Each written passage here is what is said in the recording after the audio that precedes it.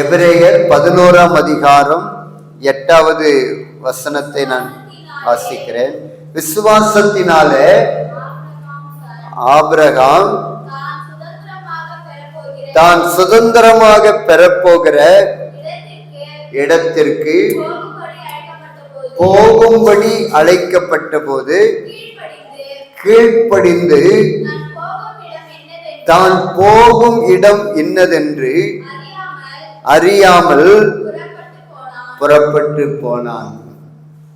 Abraham கிட்ட வந்து ஆண்டவர் சொல்றார், நான் காண்பிக்கிற தேசத்திற்கு நீ போ, உன்னை நான் பெரிய ஜாதியாக்குவேன், உன் பெயரை நான் பெருமைப்படுத்துவேன் என்று ஆண்டவர் அழைக்கிறார்.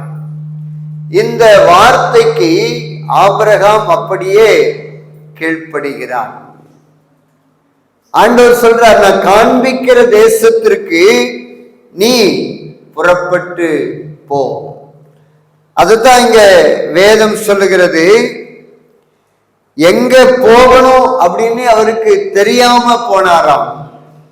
தான் போகும் இடம் இன்னதென்று அறியாமல் புறப்பட்டு போனான். கர்த்தர் அழைத்தார்.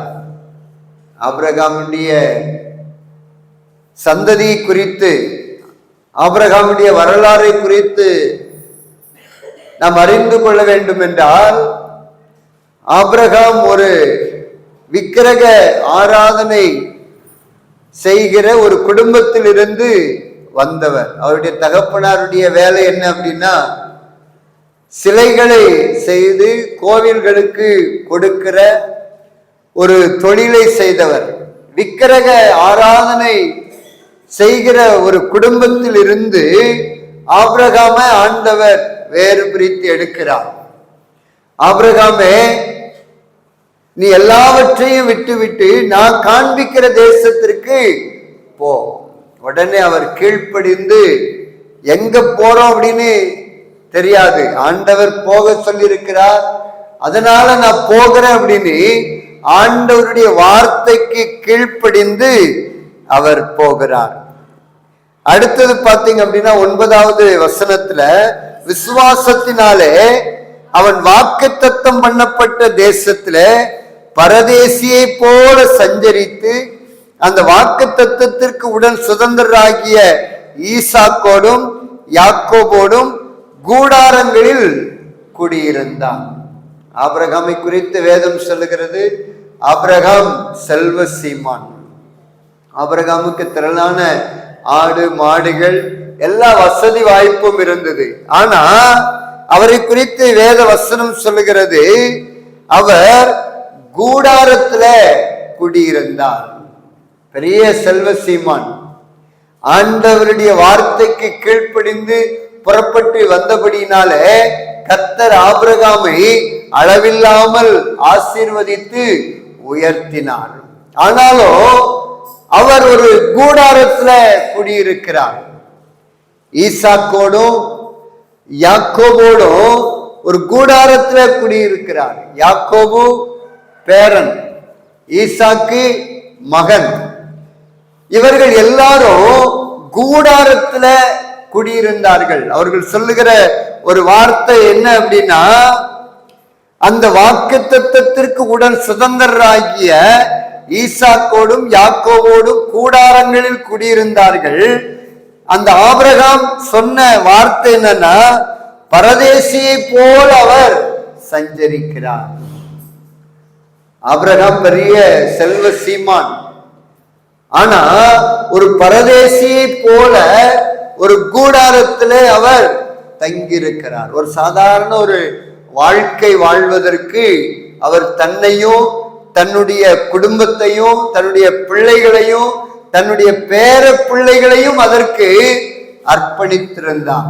அவர் நினைத்திருந்தா பெரிய ஒரு பங்களா கட்டியிருக்கலாம், பெரிய ஒரு ஆடம்பரமான ஒரு மாளிகையே அவர் கட்டியிருக்கலாம். ஆனா அவர் அப்படி கட்டவில்லை, கூடாரத்திலேயே வாசம் பண்ணியிருந்தார். செல்வ சீமான், திரளான வசதி வாய்ப்புகள் இருந்தது. ஆனாலும் அவர் கூடாரத்திலே இருந்தார். பரதேசியை போல அவர் சஞ்சரித்தார். என்ன காரணம் அப்படின்னா 10வது வசனம் சொல்லுகிறது, ஏனெனில் தேவன் தாமே கட்டி உண்டாக்கின அஸ்திபாரங்கள் உள்ள நகரத்திற்கு அவன் காத்திருந்தான்.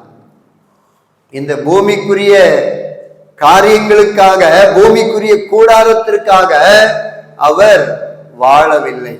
கூடாரத்துல பரதேசியை போல அவர் சஞ்சரித்ததற்கு காரணம் என்னவென்றால், தேவன் தாமே கட்டி உண்டாக்கின அஸ்திபாரங்கள் உள்ள நகரத்திற்காக அவன் காத்திருந்தான்.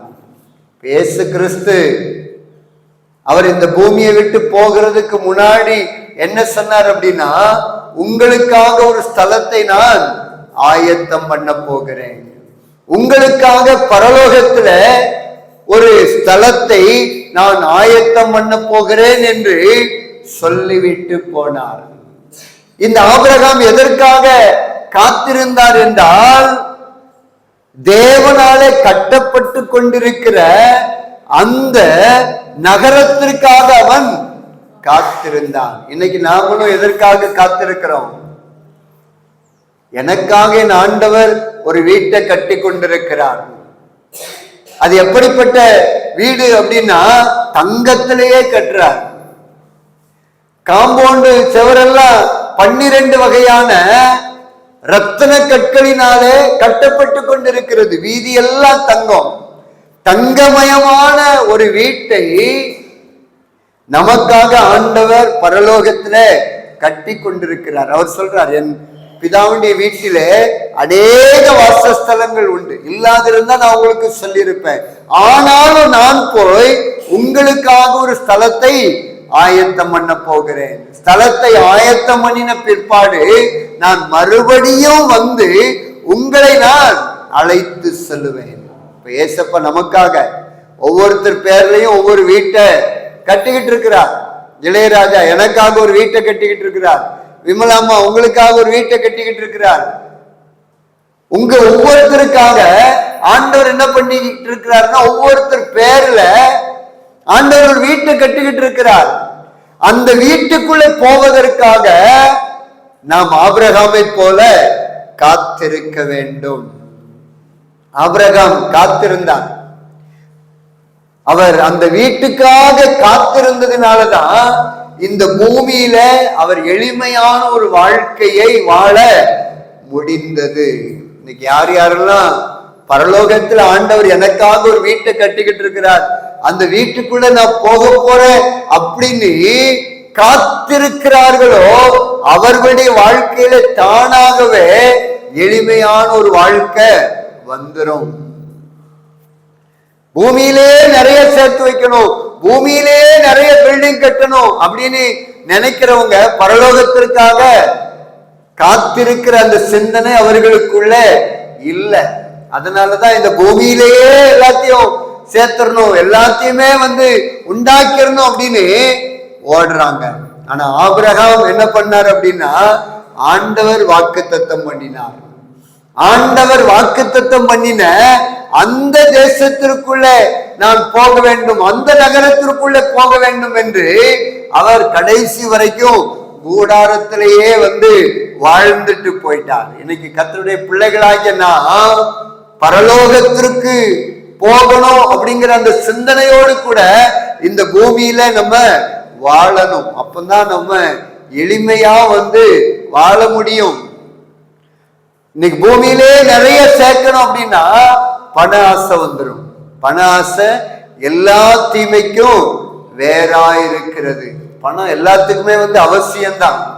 ஆனா பண ஆசை இருக்க கூடாது. பணம் வேணும் அப்படின்னு நினைக்கணும். ஏன்னா பணம் இல்லாம நம்மளால ஒண்ணுமே பண்ண முடியாது, பணம் இல்லாம ஊழியம் பண்ண முடியாது. எல்லாத்துக்குமே பணம் அவசியம் அப்படின்னு வேதம் சொல்லுகிறது. ஆனா அந்த பணத்தை சம்பாதிக்க வேண்டும், நிறைய சேர்த்து வைக்கணும் அப்படின்னு அந்த பண ஆசைக்கு பின்னாடி போகக்கூடாது. அந்த பண ஆசைக்கு பின்னாடி போனோம் அப்படின்னா அந்த பண ஆசை என்ன பண்ணிடும், கடைசியில கொண்டு போய் நரகத்துல நம்மள தள்ளிரும், ஆண்டவர் விட்டு விலக பண்ணிரும். சர்ச்சைக்கு அந்த பண ஆசை வரவிடாது, ஞாயிற்றுக்கிழமை வந்து பணம் சம்பாதிக்க நீ போக சொல்லும். இப்படி கொஞ்சம் கொஞ்சமா ஆண்டவரை விட்டு இந்த பண ஆசை என்ன பண்ணும் அப்படின்னா நம்மள விலக்கி விடும். அதனாலதான் ஆபிரகாம் சாதாரண ஒரு வாழ்க்கை வாழ்ந்தார். ஆனா ஆண்டவர் அவரை விடல, செல்வ சீமானாய் மாற்றினார். வேலைக்காரர் சொல்றாரு, என் எஜமான் செல்வ சீமானாய் இருக்கிறார். அந்த செல்வ சீமான் கடைசி வரைக்கும் கூடாரத்திலே இருந்தார். அதற்கு காரணம் என்ன அப்படின்னா, பரலோகத்தை குறித்ததான ஒரு சிந்தனை, பரலோகத்தை குறித்ததான ஒரு தரிசனம் அவருக்கு இருந்தது. ஆகையினாலதான் அவரால் அப்படிப்பட்ட ஒரு வாழ்க்கை வாழ முடிந்தது. அதனால கர்த்தருடைய பிள்ளைகளாகிய நமக்கு பரலோக சிந்தனை, பரலோக தரிசனம், நமக்காக ஆண்டவர் கட்டி கொண்டிருக்கிற அந்த வீட்டை குறித்ததான ஒரு சிந்தனை நமக்கு இருந்து கொண்டே இருக்க வேண்டும். அப்பதான் இந்த பூமியை பத்தி நம்ம கவலைப்படவே மாட்டோம். இன்னைக்கு பூமியை பத்தி நிறைய கவலைப்படுறாங்க. ஐயோ, அவங்க இடம் வாங்கிட்டாங்களே, நம்ம இடம் வாங்கலையே. அவங்க வீடு கட்டிட்டாங்களே, நம்ம இன்னும் வீடு கட்டலையே. அவங்க அப்படி இருக்கிறாங்களே, அவங்க ஆடம்பரமா இருக்கிறாங்களே, நம்ம சாதாரணமா இருக்கிறோமே அப்படின்னு நிறைய பேர் யோசித்து யோசித்து அதுலயே சோர்ந்து போயிடுறாங்க. கர்த்தருடைய பிள்ளைகளாகிய நாம் ஆபிரகாமை போல, நான் இந்த பூமியில ஒரு பரதேசி, என் வாழ்க்கை கொஞ்ச நாள் வாழ்க்கை, நான் இதை முடிச்சுட்டு எனக்காக ஆண்டவர் கட்டி வச்சு இருக்கிறார் பாருங்க, அதுக்குள்ள போகணும் அப்படிங்கிற ஒரு சிந்தனை ஆபிரகாமுக்குள்ள இருந்தது. இந்த பூமி எனக்கு நிரந்தரம் அல்ல, நான் பூமிக்குரியவன் அல்ல. அதனால்தான் அப்போஸ்தலனாகிய பவுல் சொல்ற அந்த வார்த்தை ரொம்ப அழகான வார்த்தை, வாசிக்கலாம். பிலிப்பியர் 3ஆம் அதிகாரம் 20வது வசனத்தை வாசிக்கிற பொழுது அங்கே எழுதப்பட்டிருக்கிறது. பிலிப்பியர் 3ஆம் அதிகாரம் 20வது வசனம், நம்முடைய குடியிருப்போ பரலோகத்தில் இருக்கிறது. நம்ம குடியிருப்பு எங்க இருக்குது? பரலோகத்தில் இருக்கிறது. அங்கே இருந்து கர்த்தராகி இயேசு கிறிஸ்து என்னும் இரட்சகர் வர எதிர்பார்த்து கொண்டிருக்கிறோம். நம்முடைய எதிர்பார்ப்பு எப்படியாய் இருக்க வேண்டும் என்றால், என்னுடைய குடியிருப்பு இந்த பூமிக்குரியது அல்ல, அங்கே இருந்து கர்த்தராகி இயேசு கிறிஸ்து இரட்சகர் வர எதிர்பார்த்து கொண்டிருக்கிறோம். பரலோகத்திலிருந்து எங்க ஆண்டவர் எப்போ இறங்கி வருவார், எப்போ இனிய கூட்டிட்டு போவார் அப்படிங்கிற ஒரு எதிர்பார்ப்பு நமக்குள்ள இருக்க வேண்டும். அந்த எதிர்பார்ப்பு நமக்குள்ள இருக்குதா? இல்ல. அதனாலதான் இன்னைக்கு பூமிக்குரியவைகளையே நாம நாடிக்கொண்டிருக்கிறோம். அதனால்தான் ஆண்டவர் சொல்றாரு, நீங்க பூமிக்குரியவர்கள் அல்ல. இந்த சபைக்குள்ள யாரெல்லாம் வராங்களோ அவங்க இந்த பூமிக்குரியவர்கள் அல்ல. நம்ம எப்போ சபைக்குள்ள ஏசப்பா எனக்கு போதும் அப்படின்னு வந்துட்டோமோ அன்னைக்கே ஆண்டவர் என்ன பண்ணிடுவார் அப்படின்னா, நமக்காக ஒரு குடியிருப்ப பரலோகத்துல ஆயத்தம் பண்ணி விடுவார். என்னைக்கு நம்ம மரிச்சாலும் சரி, அந்த குடியிருப்பு நமக்கு சொந்தமாகிவிடும், அந்த வீடு நமக்கு சொந்தமாகிவிடும். வீட்டை கட்டி முடிச்ச உடனே ஆண்டவர் என்ன பண்ணிடுவாரு, நம்மளை கூப்பிட்டு விடுவார். அதனால்தான் சிலரை சீக்கிரமா கூப்பிட்டுக்கிறார், சிலரை ரொம்ப நாள் இந்த பூமியில வைக்கிறார். உங்களுக்காக ஒரு ஸ்தலத்தை நான் ஆயத்தம் பண்ண போறேன், ஆயத்தம் பண்ணின பிற்பாடு நான் உங்களை அழைத்துக் கொள்வேன் அப்படின்னு சொல்றார். உங்களை நான் கூட்டிட்டு போயிருவேன்னு சொல்றார். இப்ப சடுதியில சின்ன வயசுல மறிக்கிறவங்களுக்கு எல்லாம் நான் சொல்றேன், ஒருவேளை அவங்களுக்கு வீட்டை சீக்கிரமா கட்டி ஆண்டவர் முடிச்சுட்டார், அதனால என்ன பண்ணிட்டாரு, சீக்கிரமா கூப்பிட்டுட்டார். இன்னைக்கு நமக்காக என்ன வீடு கட்டி முடிக்கப்படவில்லை, அதனால இந்த பூமியில நம்ம வாழ்றோம். நமக்காக ஆண்டவர் வீட்டை கட்டி முடிச்ச உடனே ஆண்டவர் நம்மள உன் வேலை முடிஞ்சது வா அப்படின்னு கூப்பிட்டுக்கிடுவார். அது என்னைக்கு அப்படின்னு யாருக்குமே தெரியாது. மரண நாள் ஆண்டவருக்கு மாத்திரம்தான் தெரியும். அவர் கூப்பிட்டா நம்ம எல்லாம் போய்தான் ஆகணும். அவர் தான் எஜமானன், அவர் தான் அதிபதி, அவர் தான் எல்லாமே. யாருமே நான் வர முடியாது அப்படின்னு சொல்ல முடியாது. மரணம் வந்துடுச்சு அப்படின்னா ஐயோ முடியாது, இன்னொரு வருஷம் நான் வாழ போறேன், எனக்கு அவங்க தெரியும் இவங்க தெரியும் அப்படின்லாம் மரணத்துக்கிட்ட பேச முடியாது. ஆண்டவர் நாள் குறிச்சிட்டார் அப்படின்னா போய்தான் ஆகணும். இன்னைக்கு ஆண்டவர் நமக்காக ஒரு ஸ்தலத்தை உண்டாக்கி கொண்டிருக்கிறார். உங்க பேர்ல ஒரு வீடு பரலோகத்துல கட்டப்பட்டு கொண்டிருக்கிறது. ஆகையினால இந்த பூமியை குறித்து நாம் யாரும் கவலைப்படன்னு அவசியமே இல்லை. இன்னொரு வசனத்தை வாசிக்கலாம். 2 கொரிந்தியர் 5ஆம் அதிகாரம் 1வது வசனத்தை வாசிக்கிற பொழுது, பூமிக்குரிய கூடாரமாகிய நம்முடைய வீடு அழிந்து போனாலும் தேவனால் கட்டப்பட்ட கைவேலை இல்லாத நித்திய வீடு பரலோகத்தில் நமக்கு உண்டென்று அறிந்திருக்கிறோம். பரலோகத்துல நமக்கு ஒரு நித்தியமான வீடு இருக்கிறது. அந்த வீட்டுக்குள்ள போவதற்காக நாம காத்திருக்க வேண்டும்.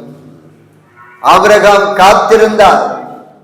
இந்த பூமி எனக்கு சொந்தம் அல்ல, நான் பூமிக்குரியவன் அல்ல, நான் இந்த பூமியில ஒரு பரதேசியை போல நான் வாழ்கிறேன் அப்படிங்கிற ஒரு எண்ணம், ஒரு காரியங்கள் அவருக்குள்ள இருந்தபடினாலேதான் அவர் கூடாரத்துல வாசம் பண்ணினார்.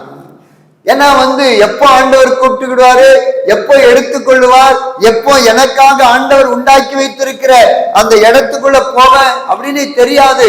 அதனால அவர் கூடாரத்திலேயே வாழ்ந்தார். எளிமையான ஒரு வாழ்க்கைய ஆபிரகாம் வாழ்ந்து ஓட்டத்தை முடித்தார். இன்னும் ஒரு சில வசனங்களை மாத்திரம் சொல்லி முடிக்க விரும்புகிறேன். எபிரேயர் 11ஆம் அதிகாரம் 13வது வசனத்தை வாசிக்கிற பொழுது, இவர்கள் எல்லாரும் வாக்குத்தத்தம் பண்ணப்பட்டவைகளை அடையாமல் தூரத்திலே அவைகளை கண்டு நம்பி அணைத்து கொண்டு பூமியின் மேல் தங்களை அந்நியரும் பரதேசிகளும் என்று அறிக்கையிட்டு விசுவாசத்தோட மரித்தார்கள். பூமியில வாழ்கிற நாட்கள்ல நாமளும் இப்படிதான் வாழணும். நான் ஒரு பரதேசி. இந்த பூமியில கொஞ்ச நாள் வாழ்க்கை, எவ்வளவு நாள் வாழ்வேன்னு எனக்கு தெரியாது. ஆனா நான் பரதேசியா வாழ்ந்து என் ஆண்டவர் எனக்காக கட்டி வைத்திருக்கிற அந்த தங்கமயமான ஸ்தலத்திற்குள்ளே போக வேண்டும் என்று நமக்குள்ளே ஆழமான ஒரு விசுவாசம் வரணும். இந்த பூமி வாழ்க்கை நிரந்தரம் கிடையாது. இன்னைக்கு இருக்கிற மனுஷன் நாளைக்கு இல்லை. ஆனா நமக்கு ஒரு நிச்சயம் உண்டு. இந்த பூமி வாழ்க்கை முடிந்தா அடுத்தது பரலோக வாழ்க்கை. அது நமக்கு மட்டும்தான். இயேசுவை சொந்த இரட்சகராக ஏற்றுக்கொண்டு பாவ மன்னிப்பு நிச்சயத்தை பெற்றுக்கொண்டு ஞானஸ்தான உடன்படிக்கைக்குள்ள திருவிருந்த உடன்படிக்கைக்குள்ள ஒழுங்க ஆலயத்திற்கு ஜெபம் பண்ணி வேதத்தை வாசித்து முடிந்த அளவுக்கு ஊழிய காரியங்களில பங்கு கொள்ளுகிறவர்களுக்கு பரலோக பாக்கியம் நிச்சயம். பரலோகத்துல தங்கமயமான வீடு நமக்கு நிச்சயம். அதனால இந்த பூமியில நாம பரதேசி அப்படிங்கிற ஒரு சிந்தனை வரணும். நிறைய பேரு அது இல்லையே இது இல்லையேன்னு ரொம்ப பாரப்பட்டு ரொம்ப கவலைப்படுறாங்க. நம்ம கவலைப்படணும் அவசியமே இல்லை. இந்த சிந்தனை மட்டும் நமக்கு வந்துட்டு அப்படின்னா நம்ம கவலைப்படவே மாட்டோம். ஏன்னா நம்ம பூமிக்குரியவர்கள் அல்ல. இந்த குடியிருப்பு நிரந்தரமானது அல்ல. நாம கட்டி வைத்திருக்கிற அந்த வீடு ஒரு நாளிலே அழிந்து போகும். ஒரு பூமி அதிர்ச்சிக்கு தாங்காது, ஒரு யுத்தத்துக்கு தாங்காது. அமெரிக்கா பெரிய வல்லரசு நாடு. காட்டுத்தீ பற்றி எரிந்து எத்தனையோ லட்சம் கோடிகள், 15 லட்சம் கோடி அப்படின்னு சொல்றாங்க, ஒரே 3 நாள்ல எரிந்து சாம்பல் ஆயிடுச்சு. பெரிய பெரிய பணக்கார பெரிய பெரிய கோடீஸ்வரர்கள் ஒண்ணுமே பண்ண முடியல. ஏன்னா பாவம், அந்த பகுதி முழுவதும் பாவம் நிறைந்த ஒரு பகுதி. ஆண்டவரை மறுதளிச்சாங்க. 3 நாளைக்கு முன்னாடி, அந்த தீ எறியறதுக்கு 3 நாளைக்கு முன்னாடி கடவுளே இல்லை அப்படின்னு அந்த லாஸ் ஏஞ்சல்ஸ்ல ஒரு பெரிய இந்த திரைப்பட விருது வழங்குகிற விழாவில் கர்த்தரை தூசித்தாங்க. ஏசு இல்லை அப்படின்னாங்க. தேங்க்யூ ஜீசஸ்ன்னு சொல்றவங்க கடவுளே இல்லை அப்படின்னு சொன்னாங்க. ஏசப்பா நான் இருக்கிறேன் அப்படின்னு என்ன பண்ணிட்டாரு? காட்டு தீய கட்டவிழ்த்து விட்டுட்டார். பண்டக சாலையில இருந்து காற்று 160 கிலோமீட்டர் வேகத்தில் அனுப்பிட்டார். அந்த தீய அணைக்க முடியல. கடவுளோடு போராடி மனிதன் ஜெயிக்க முடியாது. நீ மனுஷன் தான் அப்படிங்கிறத காண்பித்துட்டார். இன்னும் வரைக்கும் அதை அணைக்க முடியாம இன்னும் வேகமா பரவிட்டு இருக்குது. எவ்வளவு ராணுவ பலம், எவ்வளவு பணம் பலம் முடிந்ததா? முடியாது. ஆண்டவர்கிட்ட ஜெயிக்க யாராலும் முடியாது. அதனால இந்த பூமியில நமக்கு எதுவுமே நிரந்தரம் அல்ல. ஆண்டவர் நினைச்சாருன்னா ஒரே நொடி பொழுதுல எல்லாத்தையும் அழிச்சிட்டு போயிடுவார். ஆனால் அவர் இரக்கமுள்ள தேவனாய் இருக்கிறபடினால இன்னும் அவர் தாமதித்து கொண்டிருக்கிறார். ஆண்டவர் வருகிற பொழுது இந்த வானம் இந்த பூமி எல்லாமே ஒரு நாளில அழிய போவது நிச்சயம். நமக்காக புதிய வானம் புதிய பூமி தங்கமயமான வீடு உருவாக போவது நிச்சயம். அந்த வீட்டுக்குள்ள போவதற்கு நாம் காத்திருக்கணும். ஆபிரகாம் காத்திருந்தான். இது எனக்கு சொந்தம் இல்லை, இவ்வளவு பணம் இருக்குது, இவ்வளவு ஆடு மாடு இருக்குது, இவ்வளவு வேலைக்காரங்க இருக்கிறாங்க, இவ்வளவு சொத்து சொந்தம் இருக்குது, ஆனா இது எனக்கு சொந்தம் அல்ல. என் தேவன் எனக்காக கட்டி கொண்டிருக்கிற அந்த நகரம் தான் எனக்கு சொந்தம். இதை நான் விட்டுட்டு போனோம் அப்படிங்கிற அப்படிப்பட்ட சிந்தனையோடு கூட வாழ்ந்தான். அதே போல சிந்தனை நமக்கு வரணும். இது நமக்கு சொந்தமான நிரந்தரமான வாழ்க்கை அல்ல. இதற்கு பிற்பாடு ஒரு மேன்மையான ஒரு வாழ்க்கை இருக்கிறது. கடவுளோடு கூட இந்த வானத்தை உண்டாக்கின பூமியை உண்டாக்கின ஆண்டவரோடு கூட பரலோகத்துல வாழ்கிற ஒரு மேன்மையான ஒரு வாழ்க்கை நமக்காக காத்து கொண்டிருக்கிறது. ஆலயத்திற்கு வருகிற நாம் சாதாரணமானவர்கள் அல்ல. அதனால இந்த பூமியில பாடு, உபத்திரம், வேதனை, நிந்தனை, அவமானம், கண்ணீர், வியாதி, இழப்பு, நஷ்டம் எல்லாமே வரும். ஆனா இவைகள் எல்லாவற்றையும் நம்ம சகிக்கணும். ஏன்னா நமக்கு ஒரு மேன்மையான வாழ்க்கை இருக்கிறது. ஆலயத்துக்குள்ள வருகிற நமக்கு தான் நிறைய பிரச்சனைகளும், நமக்கு நிறைய போராட்டங்களும், நிறைய காரியங்களும் நமக்கு தான் வரும். ஏன் அப்படின்னா நமக்கு ஒரு மேன்மையான வாழ்க்கை இருக்கிறது. அதை தடுக்கிறதுக்காக, அந்த வாழ்க்கைக்குள்ள போக விடாம செய்யறதுக்காக சாத்தா என்ன பண்ணுவான்? முடிஞ்ச அளவுக்கு நம்ம போராடுவோம். ஆனா நம்ம விசுவாசத்துல உறுதியா இருந்தோம் அப்படின்னா ஆண்டவர் நமக்கு வெண்ணெய்க்கு கொடுத்து, ஜீவ கிரீடத்தை கொடுத்து, சிங்காசனத்தை கொடுத்து ஆண்டவர் அழகு பார்ப்பார். அவரோடு கூட பாடுகளை சகித்தோமானால் அவரோட கூட ஆளுகை செய்வோம். அதனால இந்த பூமிக்குரிய வாழ்க்கையை பத்தி நீங்க கவலைப்படவே செய்யாதுங்க, கவலையே படாதுங்க. எத்தனை பிரச்சனை வந்தாலும் சரி, ஏசப்பா திராணிக்கு மேலாக சோதிக்கப்படுவதற்கு விடமாட்டார். நம்ம கூட அவர் இருக்கிறார். அதனால மரண பரியந்தம் நம்மளை நடத்துவார். ஆபிரகாமை போல நான் ஒரு பரதேசி, நான் கூடாரத்திலேயே நான் வாசம் பண்றது கூட ஆயத்தமா இருக்கிறேன். எனக்கு வீடு இருக்குதோ இல்லையோ, ஏதோ படுக்கிறதுக்கும் உடுத்துறதுக்கும் உண்றதுக்கும் ஒரு உணவு, ஒரு உடை, இது கொஞ்சம் பணம் இருந்தா போதும். அப்படிப்பட்ட ஒரு எளிமையான வாழ்க்கை வாழ நம்மை அர்ப்பணிக்க வேண்டும். நம்மளை ஆசீர்வதிக்கணும், உயர்த்தணும் அப்படின்னு கர்த்தர் நினைச்சா அப்போ தவறே தருவான்.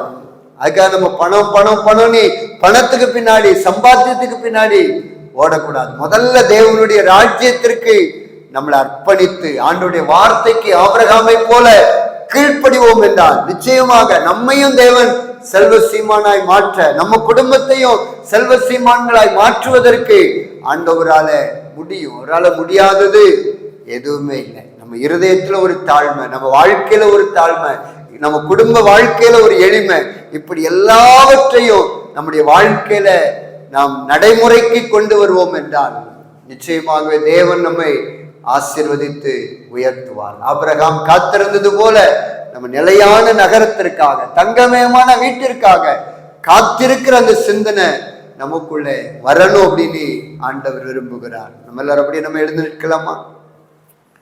ஹல்லேலூயா. நன்றி இயேசுவே, ஸ்தோத்திரம். தங்கமயமான ஒரு வீட்டை, நிலையான ஒரு நகரத்தை எங்களுக்காக நீங்க கட்டி கொண்டிருக்கிறீங்கப்பா, எங்களுக்காக கட்டி கொண்டிருக்கிறீங்க. எங்க குடியிருப்பு இது அல்ல.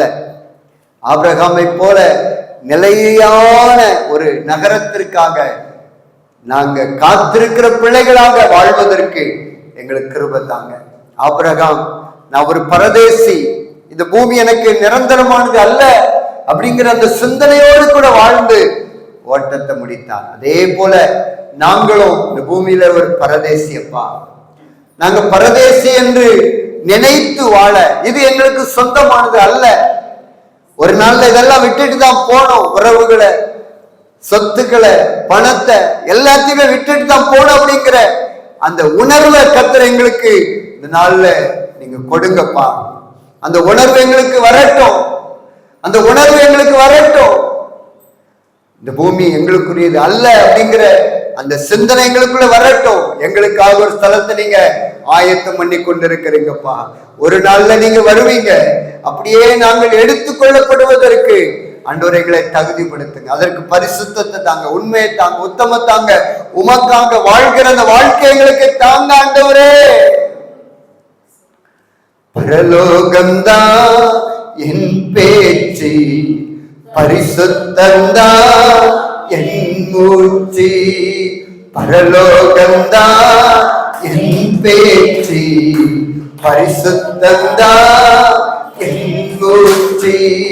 கொஞ்ச காலம் இந்த பூமியில, கொஞ்ச காலம் இந்த பூமியில சுவுக்காய் சுவிசேஷத்திற்கா, இயேசுவுக்காய் சுவிசேஷத்திற்கா. தானான தனன தானானா, தானான தனன தானானா. எங்கேசு வருவா மேகங்கள் நடுவே சேர்த்துக் கொள்வா. எங்கேசு வருவா மேகங்கள் நடுவே அவரோடு சேர்த்துக் கொள்வா. என்னை கூடவே வைத்துக் கொள்வா, என்னை கூடவே வைத்துக் கொள்வா. தானான தனன தானான தானான தனன தானான. பரலோகந்தா என் பேச்சு, பரிசுத்தந்தா என் மூச்சு. பரலோகந்தா என் பேச்சு, பரிசுத்தந்தா என் மூச்சு. அப்பா, எங்களுடைய பேச்சு, எங்களுடைய மூச்சு, எங்களுடைய செயல், எங்களுடைய சிந்தனை எல்லாம் பரலோகத்தை குறித்ததாகவே இருக்கட்டும்ப்பா. ஆண்டவரே, நாங்க ஒரு பூமியில பரதேசி என்பதை உணர்ந்து நிலையான நகரத்திற்காக காத்திருக்கிற பிள்ளைகளாக கர்த்தரைகளை மாற்றுங்கப்பா. அந்த பரலோக ராஜ்யத்திற்குள்ளே வாழ்வதற்கு, ஆண்டவரே, பரலோக ராஜ்யத்திற்குள்ளே போவதற்கு ஆபிரகாமை போன்ற ஒரு எளிமையான ஒரு வாழ்க்கை எங்களுக்கு தாங்கப்பா. எவ்வளோ இருந்தோம், ஆபிரகாம் கூடாரத்திலேயே தன்னுடைய மகனோடும் பேர பிள்ளைகளோடு கூட குடியிருந்தார்ப்பா. ஆண்டவரே, அதற்கான காரணத்தை நீங்க சொன்னீங்க. நிலையான நகரத்திற்காக அவன் காத்திருந்தான். அதே போல நாங்கள் இந்த பூமியில எங்களால எவ்வளவு தாழ்மையா, எவ்வளவு எளிமையா ஆண்டவரை இருக்க முடியுமோ அவ்வளோ எளிமையாய் வாழ்ந்து ஆண்டவரை உலக ஓட்டத்தை முடிக்கிற விதத்துல, பரலோகத்துல நிலையான நகரத்திற்குள்ள வருகிற விதத்துல வாழ எங்களுக்கு கிருபை தாங்கப்பா. அந்த பிள்ளைகள் ஒவ்வொருவரையும் வசனத்திற்கு நேராக திருப்பினீங்களே, நன்றி. இந்த பூமியில உங்களுக்கு பொக்கிஷத்தை சேர்த்து வைக்க வேண்டாம்னு நீங்க சொல்லியிருக்கிறீங்கப்பா. பூமியில பொக்கிஷத்தை சேர்த்து வைக்க வேண்டாம் என்று சொல்லியிருக்கிறீங்க. ஆண்டவரே, இந்த வசனத்திற்கு நாங்க கீழ்ப்படிந்து இந்த பூமியில நாங்க எதையுமே எங்களுக்காக தேவைக்கு அதிகமாய் சேர்த்து வைக்காதபடிக்கு வாழ உதவி செய்யுங்கப்பா, உதவி செய்யுங்கப்பா. ஆண்டவரே, இந்த நாள் உங்களுடைய பிள்ளைகளுக்கு தேவையானதை கொடுங்கப்பா. முதலாவது தேவனுடைய ராஜ்யத்தை, அவருடைய நீதியை தேடுங்கள், அப்பொழுது இவைகளெல்லாம் கூட கொடுக்கப்படும் சொன்ன அந்த வார்த்தைக்கு நாங்க கீழ்ப்படுகிறோம். முதல்ல உங்க ராஜ்யம், முதல்ல பரிசுத்தம், முதல்ல வேதம், முதல்ல ஆலயம், முதல்ல ஊழியம். இப்படிப்பட்ட அன்னொரு சிந்தனையோடு கூட உமக்காக வாழ்கிற வாழ்க்கை வாழ எங்களை அர்ப்பணிக்கிறோம்ப்பா. நாங்க புரிந்து கொண்டோம். எங்களுக்காக ஒரு வீட்டை நீங்க கட்டிக்கிட்டு இருக்கிறீங்க, எங்களுக்காக ஒரு ஸ்தலத்தை கட்டிக்கிட்டு இருக்கிறீங்க. சீக்கிரத்துல அந்த ஸ்தலத்திற்குள்ள எங்களை கொண்டு போய் வாழ வைக்க போறீங்கப்பா. சீக்கிரத்துல நீங்க வரப்போறீங்கப்பா. உங்களுடைய வருகைக்காக நாங்க காத்து கொண்டிருக்கிறோம், காத்து கொண்டிருக்கிறோம். கர்த்தராகிய கிறிஸ்து என்னும் ரட்சகர் வர நாங்க காத்திருக்கிறப்பா. நீங்க எப்ப வருவீங்க அப்படின்னு ஒரு மனவாட்டியை போல அன்னொரு மனவாட்டிகளாகிய நாங்க காத்திருக்கிறோம். எப்பவும் ஆயத்தமா இருக்கிறோம்ப்பா. ஆண்டவரே, நன்றி, நன்றி, நன்றி அப்பா. எங்களை பரிசுத்தப்படுத்து, உண்மை உத்தமத்தை எங்களுக்கு தாங்க, உங்களுடைய பிள்ளைகளுக்கு கொடுங்கப்பா. அந்த ஒவ்வொருவரையும் நீங்க ஆசீர்வதிங்க. உங்க ஆசீர்வதிக்கிற கரம் ஒவ்வொருவரும் மீதும் இறங்கட்டும். இயேசுவின் நாமத்தில் வியாதிகள், பலவீனங்கள் இப்பொழுதே மறைவதாக. பலவீனத்தை உண்டாக்குகிற எல்லா சாத்தானுடைய கிரியைகள் இயேசுவின் நாமத்தில் செயலற்று போவதா. கைகளுக்குள்ளே கால்களுக்குள்ளே உடைய சுகமளிக்கிற வல்லமை இறங்கட்டும் என்று ஜெபிக்கிறேன். வயிற்று பகுதியில இறங்கட்டும். வயிற்று வலி இயேசுவின் நாமத்தினால நீங்கட்டும் என்று ஜெபிக்கிறேன். தலையில் இருக்கிற பிரச்சனை இயேசுவின் நாமத்தில் நீங்கட்டும் என்று ஜெபிக்கிறேன். எல்லாவித பலவீனங்களோ இயேசுவின் நாமத்தினாலே நீங்கட்டும். பிரஷர் இயேசுவின் நாமத்தில் நீங்கட்டும். சுகர் வியாதி இயேசுவின் நாமத்தினாலே நீங்கட்டும் என்று ஜெபிக்கிறேன். பலவீனத்தை உண்டாக்குகிற போராடுகிற பொல்லாதாவியை இயேசுவின் நாமத்தினாலே உன்னுடைய கிரியைகளை எல்லாம் அழிக்கிறேன்.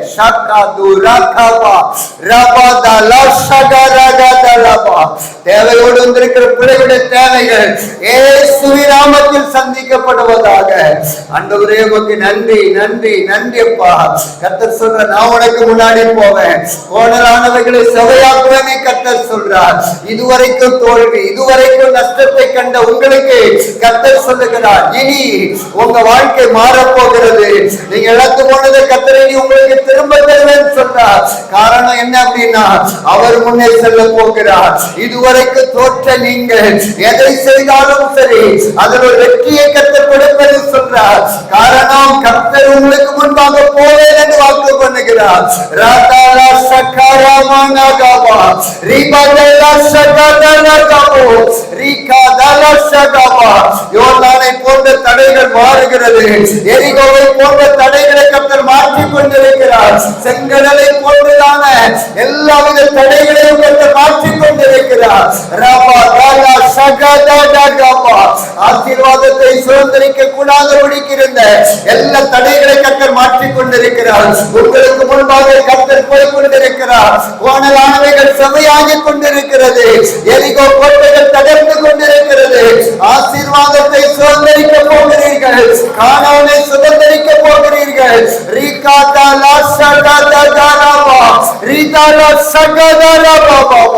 நன்றி தகப்பனே, உமக்கு நன்றி.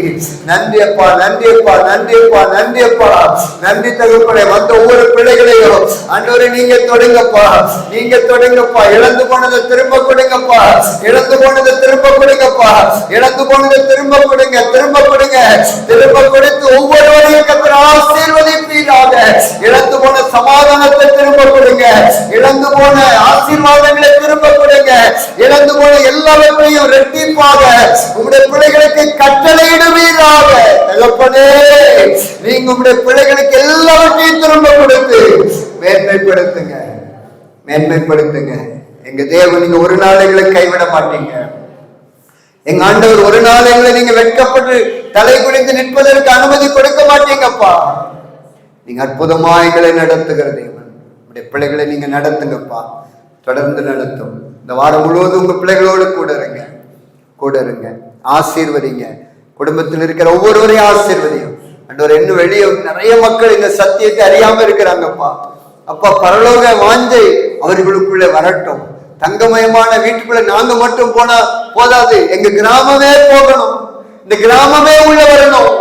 ஒரு நரகத்துக்கு ஒருத்தர் போயிடக்கூடாதுப்பா. நரக வேதனை உள்ள இடம், நித்திய நித்தியமாய் அக்கினியில கிடக்கணும். இந்த உணர்வு ஜனங்களுக்குள்ளே வரட்டும். ஜனங்க ஓடி ஆலயத்திற்குள்ளே வருவார்களாக. ஆலயத்திற்குள்ளே அவர்களை இழுத்து கொண்டு வாங்கப்பா. ஒருவரும் கெட்டு நரகத்திற்கு போகக்கூடாது அப்பா. நீங்க ஒவ்வொருவரையும் இழுத்து கொண்டு வாங்க. எங்களுக்காக ஒரு ஸ்தலத்தை ஆயத்தம் பண்ணி கொண்டிருக்கிறீங்க, வீட்டை கட்டிக்கிட்டு இருக்கிறீங்க. அந்தவரை எங்க ஊர்ல இருக்கிற எல்லாருக்காக வீடு பரலோகத்துல வேணும்ப்பா. அந்தவரை அவங்க எல்லாரும் உள்ள வரணும்ப்பா. அவங்க நரகத்திற்கு போயிடக்கூடாது. நீங்க அழைத்து கொண்டு வாங்கப்பா. ஒவ்வொருவரை நீங்க அழைத்து கொண்டு வாங்கப்பா, கொண்டு வாங்க. ஒவ்வொருவரையும் சின்ன பிள்ளைங்க, வாலிபர்கள், வயோதிபர்கள், குடும்ப தலைவர், குடும்ப தலைவி எல்லாரும் உள்ள வரணும்ப்பா. ஒருத்தர் அந்த நரகத்திற்கு போயிடக்கூடாது. எங்க சொந்த பந்தங்கள் நரகத்திற்கு போயிடக்கூடாது அப்பா. அவங்களை உள்ள கொண்டு வந்திருக்கப்பா.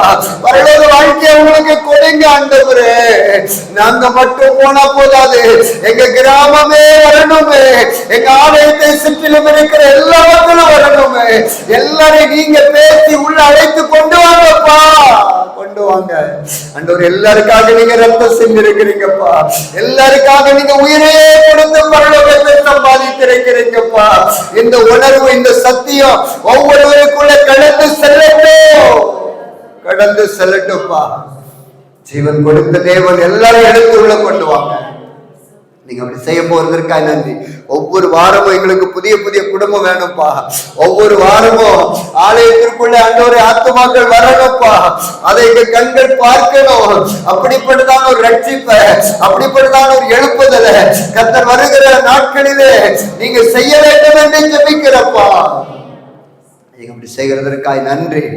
ஆசீர்வதிங்கப்பா. உங்க கரத்துல எல்லாவற்றையும் ஒப்பு கொடுக்கிறேன். அப்பிரயோஜனமான ஊழியக்காரனாக நான் கடமை மாத்திரம் செஞ்சிருக்கிறேன். என்ன சொல்லி அனுப்புனீங்களோ அதை நான் சொல்லிட்டான்.